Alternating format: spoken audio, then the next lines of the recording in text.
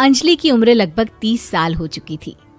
वो एक स्कूल में टीचर की जॉब करती थी। अंजलि के घर में उसकी माँ के अलावा उसका छोटा भाई और भाभी भी रहा करते थे। 30 साल की उम्र होने के बाद भी अंजलि की अब तक शादी नहीं हुई थी। इस बात को लेकर अंजलि की माँ रुक्मिणी देवी काफी परेशान रहा करती थी। माँ, मैं स्कूल जा रही हूँ, जरा मेरा टिफिन तो दे दीजिए। अब क्या पूरी जिंदगी मैं तुझे टिफिन बनाकर देती रहूंगी? अरे कुछ सोचा भी अपने बारे में या बस ऐसे ही? क्या माँ, सुबह सुबह फिर वही बातें लेकर बैठ गई।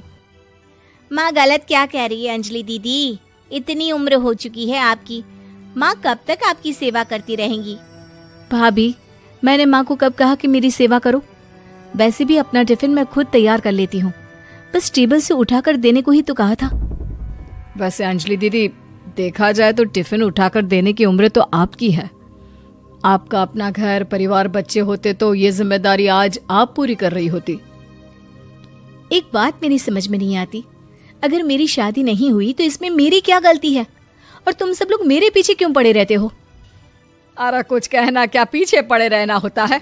अपने छोटे भाई को देख, तुझसे 3 साल छोटा है लेकिन 2 बच्चे खेल रहे हैं आंगन में। मुझे आप लोगों की कोई बात नहीं सुननी, जा रही हूँ मैं। और आप में से किसी को मेरा कोई काम करने की जरूरत नहीं है, मैं खुद संभाल लूंगी। इतना कहकर अंजलि वहां से चली जाती है।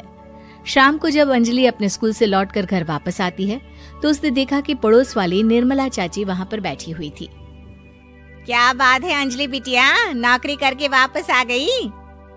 जी चाची जी, कैसी हैं आप? मैं तो ठीक हूँ बेटा, तुम बताओ शादी के बारे में कुछ सोचा या नहीं? अरे रहने दीजिए ना, इससे तो शादी की बात करना ही बेकार है। कुछ भी कहो तो गुस्सा करती है, बात बात पर आंखें दिखाती है। माँ, आप ऐसा क्यों कह रही हैं? मैंने कब आप पर गुस्सा किया? अरे अंजलि बेटा, तुम्हारी माँ ठीक ही तो कहती है। 30 की होने आई हो, अब तुम्हें भी शादी वादी कर लेनी चाहिए। चाची जी, आप तो ऐसे कह रही हैं जैसे शादी करने से मैंने मना किया हो। रहने दीजिए निर्मला चाची, हमारी अंजलि दीदी को अभी तक उनकी पसंद का दूल्हा नहीं मिला ना, इसीलिए वो शादी नहीं कर रही। भाभी, ऐसी कोई बात नहीं है। अरे तो फिर क्या बात है? तुम्हारी माँ ने तुम्हारे लिए इतने रिश्ते ढूंढे लेकिन तुम्हें कोई पसंद ही नहीं आता। क्या है ना चाची जी, हमारी ननद रानी नौकरी जो करती है ऐसे ही थोड़ी ना किसी को पसंद कर लेंगी। अरे भाई, नौकरी का घमंड है तो बात अलग है, कोई और बात हो तो बताओ, कोई रास्ता निकाला जाए। नहीं चाची जी, कोई बात नहीं है, बस मुझे अभी तक अपनी पसंद का कोई मिला नहीं है। सुन लिया आपने, इस लड़की के तो पर निकल आए हैं और इतनी उम्र में अपनी पसंद का कोई मिलेगा भी नहीं इसे। माँ, आप मेरी शादी को लेकर हमेशा मुझे ताने क्यों मारती रहती हैं? अपनी माँ की बातें तो ताने लगती है। ताने हैं? बताओ, मैंने कुछ गलत कहा क्या? देखो, ये सब छोड़ो, मेरी दूर की बुआ का बेटा है, उसकी अभी शादी नहीं हुई है, उम्र होगी कोई 34-35 साल। आप कहें तो बात आगे बढ़ाऊं? अरे हाँ, क्यों नहीं, ये भी कोई पूछने की बात है। अरे जल्दी से लड़के को यहाँ बुला लो। माँ, आप मुझसे पूछे बिना मेरी शादी की बात करने जा रही हैं और मेरी उम्र 30 भी पूरी नहीं हुई है। निर्मला चाची कह रही है कि वो लड़का 35 साल का है। अंजलि दीदी, आपको क्या लगता है इस उम्र में कोई फिल्म का हीरो आएगा आपके लिए? देखिए, अब पसंद और नापसंद की बात तो रहने दीजिए, पसंद करने की उम्र तो आपकी निकल चुकी।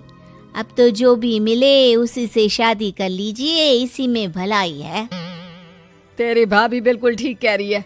अब जैसा रिश्ता मिले उसके लिए हाँ कर देना, ताकि हम भी गंगा नहाए।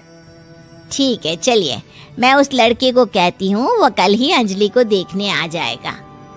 अगले दिन निर्मला चाची के दूर का रिश्तेदार अंजलि को देखने उसके घर आता है। उसका नाम था अजय। अंजलि जी, तो आप नौकरी करती हैं, वो भी स्कूल में? जी हाँ, मैं स्कूल में टीचर हूँ। हमारी बेटी बहुत होशियार है। अरे पढ़ने लिखने में इतनी होशियार है, इसीलिए तो इसकी नौकरी लगी है स्कूल में। हाँ, ठीक है आंटी जी, जरा मुझे भी तो बात करने दीजिए आपकी बेटी से। जी पूछिए ना, क्या पूछना चाहते हैं? अंजलि मैडम, ये तो बताइए कि आपने अभी तक शादी क्यों नहीं की? बस ऐसे ही, कहीं कोई रिश्ता पसंद नहीं आया इसलिए। लेकिन क्या मैं आपसे पूछ सकती हूँ कि आपने शादी क्यों नहीं की? अंजलि, क्या कर रही हो तुम? लड़कियों को इस तरह की बातें नहीं शोभा देती। रहने दीजिए आंटी जी, आपकी बेटी काफी पढ़ी लिखी है, मैं उनके सवाल का जवाब दे ही देता हूँ। वो क्या है ना, मुझे भी अभी तक अपनी पसंद की कोई लड़की नहीं मिली। अच्छा अच्छा, कोई बात नहीं। वैसे आपकी तनख्वाह कितनी है? कितना कमा लेती हैं महीने का? जी यही कोई 25,000 महीने। बस 25,000? इतने से क्या होता है? इतने से तो आजकल घर भी नहीं चलता। आपके कहने का क्या मतलब है? अरे मैं तो ये सोचकर आया था कि नौकरी वाली लड़की है, आराम से 40,000 कमाती होगी। माफ कीजिएगा, आपका और मेरा रिश्ता नहीं हो सकता।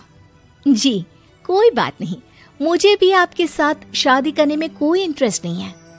अंजलि, किस तरह की बात कर रही हो? घर आए रिश्ते को ठुकरा रही हो तुम।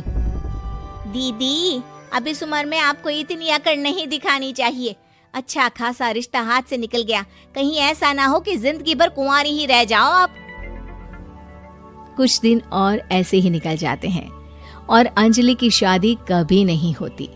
अंजलि के परिवार वाले बिंदास उसे ताने मारते रहते हैं, लेकिन अंजलि एक बड़ी नौकरी की तैयारी करती है और उसमें सिलेक्ट होने के बाद अंजलि को एक बहुत बड़ी नौकरी मिल जाती है। अब तो दीदी के नखरे और भी ज्यादा बढ़ जाएंगे भाई। अब तो इतनी बड़ी नौकरी जो लगी है, अब इनकी शादी होने से रही। माँ, मुझे नौकरी के लिए दूसरे शहर जाना पड़ेगा। आप जानती हैं ये बहुत बड़ी जॉब है और इसमें पैसे भी बहुत ज्यादा मिलेंगे। अच्छा, कितने पैसे मिलेंगे बेटा? माँ, मुझे हर महीने 90,000 सैलरी मिलेगी। क्या? अरे वाह वाह, ये तो बहुत अच्छी बात है। लेकिन फायदा क्या? कितने भी पैसे मिले, शादी तो हुई नहीं ना तुम्हारी। अंजलि नौकरी करने के लिए दूसरे शहर में चली जाती है और जब कुछ महीनों के बाद वो वापस घर आती है तो उसे अपने पति के साथ देखकर उसके घर वाले हैरान रह जाते हैं। अरे अंजलि, तूने शादी कर ली और हमें बताया तक नहीं। और दामाद जी करते क्या हैं? इतनी बड़ी कार है उनकी। माँ, मैं आपको सब कुछ बताना चाहती थी, लेकिन आप सबके ताने सुनकर बहुत दुखी हो गई थी और इसलिए मैंने अपनी पसंद से शादी कर ली। मेरे पति मेरे साथ ही ऑफिस में नौकरी करते हैं और बहुत बड़े अफसर हैं। और एक बात बता